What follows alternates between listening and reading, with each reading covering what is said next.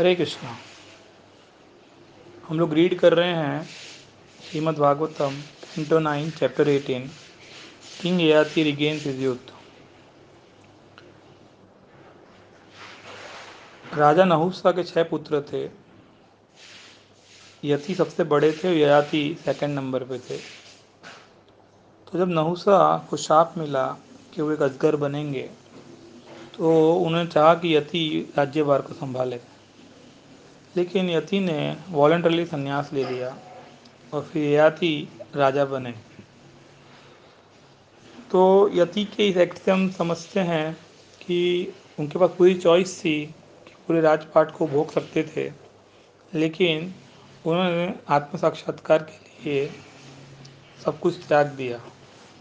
तो उसी प्रकार से हमें लर्निंग मिलती है कि हमें सब कुछ त्यागने की ज़रूरत नहीं है, लेकिन हमें जो भी फैसिलिटी भगवान ने दी है वो हमें आत्म साक्षात्कार के लिए यूटिलाइज करनी चाहिए। आगे चलकर देवयानी और शर्मिष्ठा अच्छी मित्र होती हैं। देवयानी जो होती है वो शुक्राचार्य की पुत्री होती है, जबकि शर्मिष्ठा वृषपर्व राजा की पुत्री होती है। एक बार वो अपने महल में स्नान कर रहे होते हैं, तो शिवजी बुल पे विराजमान होकर पार्वती के साथ आगे ऊपर से निकलते हैं। तो जल्दी जल्दी में शर्मिष्ठा जो है वो देवयानी के वस्त्र पहन लेती है, और देवयानी जो शुक्राचार्य की पुत्री होती है, एक ब्राह्मण की पुत्री, बहुत बुरा भला कहती है शर्मिष्ठा से। अब शर्मिष्ठा भी राजा की पुत्री है, तो वो सहन नहीं कर पाती है, तो वो भी सामने बोल बोला के और उसे उठा के एक कुएं में डाल देती है, वहाँ से चली जाती है। फिर राजा ययाति वहाँ आते हैं उस कुएं में पानी पीने के लिए, तो देखते हैं उसमें देवयानी को। देवयानी को वो हेल्प करके बाहर निकालते हैं, और देवयानी उनसे शादी करना चाहती है। एक्चुअली ये प्रतिलोम विवाह है, जहाँ स्त्री एक उच्च घर की है, जो शास्त्र में अलाउड नहीं है। लेकिन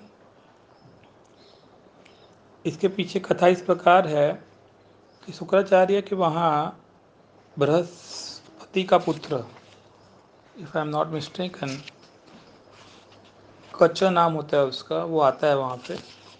जस्ट होल्ड ऑन। हाँ, कच्च नाम होता है बृहस्पति का पुत्र। वो आता है और वहाँ मृत संजीवनी मंत्र सीखने के लिए आता है शुक्राचार्य के वहाँ पे।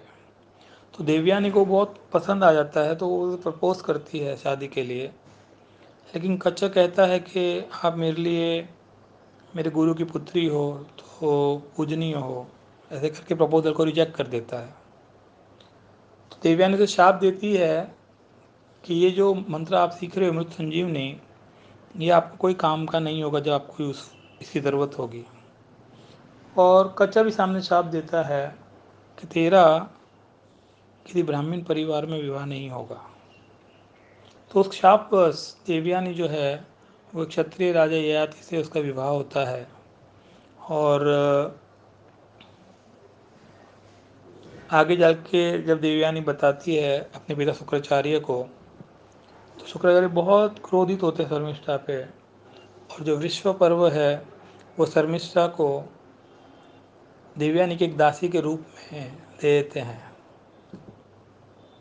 तो यहाँ तक की कथा मैंने आज पढ़ी और मैंने सोचा आप लोगों से शेयर करूं।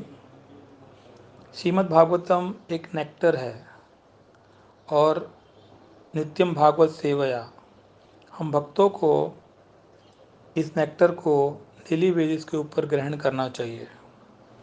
जैसे कि मैंने तभी शेयर किया था कि अधिक महीना भी चल रहा है, पुरुषोत्तम मास, तो इसके अंदर जितनी डिवोशनल एक्टिविटी एग्जीक्यूट की जाए उसका कार्तिक माह के भी कंपैरिजन में 1000 टाइम मोर बेनिफिट मिलता है। तो मेरा रिक्वेस्ट है आप सभी लोगों से कि इस महीने को वेस्ट ना जाने दीजिए और इसका पूरा पूरा लाभ उठाइए, ज़्यादा से ज़्यादा भक्तिमय कार्य में संलग्न होने के द्वारा। हरे कृष्णा। श्रील प्रभुपाद की जय।